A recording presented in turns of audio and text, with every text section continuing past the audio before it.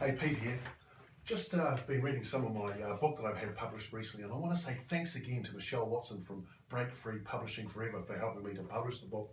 But the book's, I really enjoy reading it, but I know most of what's in here anyway. So what I thought I might do over the next couple of days is, or the next few days, is just share some of the parts that are in the book so you get an idea of what's in it, because family matters, so does business.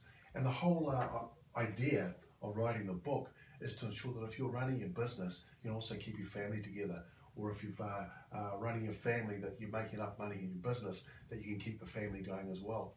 So it's really good stuff sitting in here. So I thought what I was going to do is just give you a couple of anecdotes each day, just to give you an idea of what's actually in the book. I remember doing a scenario in front of a business audience once, where I asked for 5 volunteers. I asked them to come up to the front with me, and I had this white sheet down on the floor, which will be apparent fairly soon. And to each one of the volunteers, I gave a raw egg. And I said to them that you work in this big organisation, and to one of them I said, you're the sales manager. To the other one I said, you're the HR manager, and I gave them an egg each. The next one was the finance manager. We also had the marketing and admin manager and the operations manager. So all of these 5 had a raw egg. And I said, your only job in the business is the finance, or what the operations is. So just pop the egg up and down like this, which they did. Now I'm not going to do 2 because I can probably I might smash it myself. But anyway, after a while, I then said to the sales manager, interesting that you think you can do a better job than your bosses. In fact, you're tired of working in this business, so you go out on your own to be self-employed. So now, not only do you have to be the sales manager, but you have to be the HR manager as well. And with that, the HR manager gave him his egg. Now all of a sudden, he's bouncing 2 eggs up and down. But I said, also, you've actually got to take care of the finance. So you've got to do the finance. So now all of a sudden, he had the finance manager's egg, and he had 3 eggs that he was trying to pop it up and down. And he said, oh, this is getting a bit hard. And I said, yeah, but don't stop there, because you've also got the marketing and admin role to do, because that's a management role. So now all of a sudden he had 4 eggs, and he was starting to drop them, and they were dropping down onto the white sheet. And he said, oh, I need to stop. I said, no, you can't, because you're doing this. This is your business now. So the last one, you've got to do the operations as well. So the operations manager gave him his egg, and he's trying to look after all these roles. And that's what it's like in business, right? You've got so many roles, or these 5 important roles that you have to do yourself. And you've got to keep juggling the eggs. You just can't let them drop, because if you do, it really is difficult for the business. So that's just one anecdote that's in the story.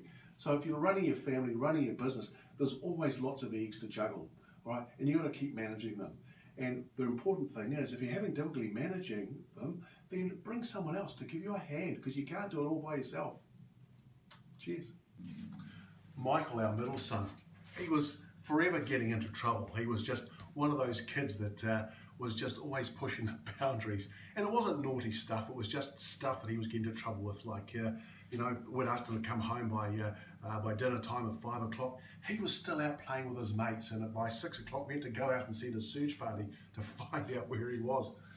We didn't know how on earth we were going to get it through to Michael to make him understand when he was in trouble or not. Now, being a rugby referee myself, he asked me one day if I could explain the laws of rugby to him.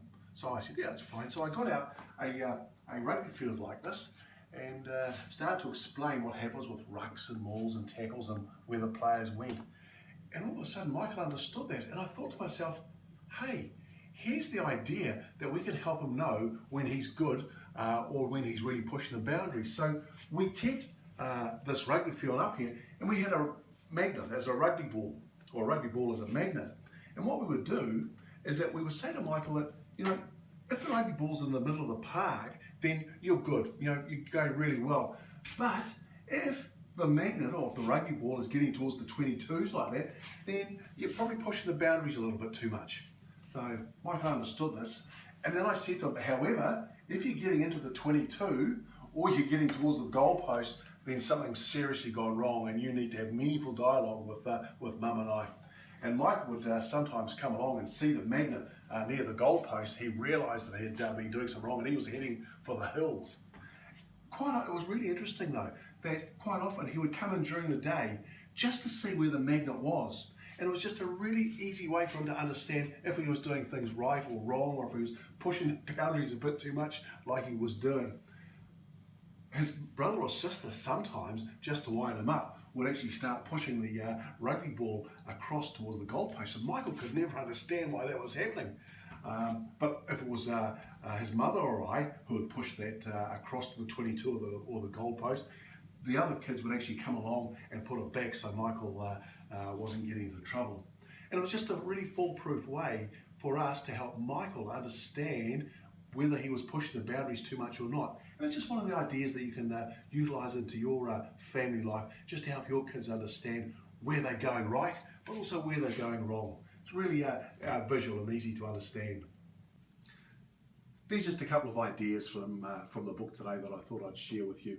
Family Matters, So Does Business. It's been written for business owners who have got a family and are trying to run a business as well. If you'd like a copy of the book, please look around here. You'll see my email address or my phone number.